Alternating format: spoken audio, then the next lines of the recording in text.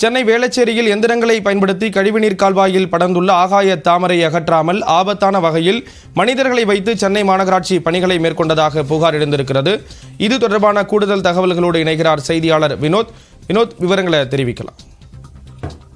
ஸ்ரீராம், வடகிழக்கு பருவமழை தொடங்க உள்ள இந்த நிலையில் ஏரி, குளங்கள் உள்ளிட்ட பகுதிகளை மாநகராட்சி அதிகாரிகள், நெடுஞ்சாலைத்துறை அதிகாரிகள் சுத்தம் செய்து வருகின்றனர். இதன் ஒரு பகுதியாக இன்று சென்னை வேளச்சேரி ரயில் நிலையம் எதிரே உள்ள சாலையை ஒட்டி செல்லும் கழிவு செல்லக்கூடிய கால்வாயில் ஆகாய தாமரை முழுமையாக படர்ந்துள்ளது.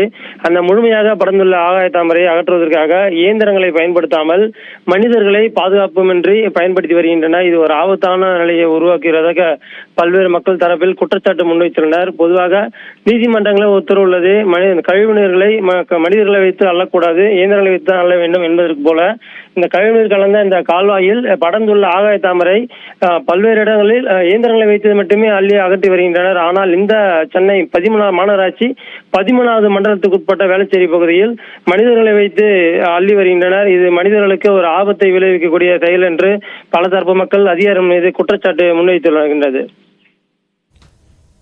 விவரங்களை வழங்கியதற்கு நன்றி வினோத்.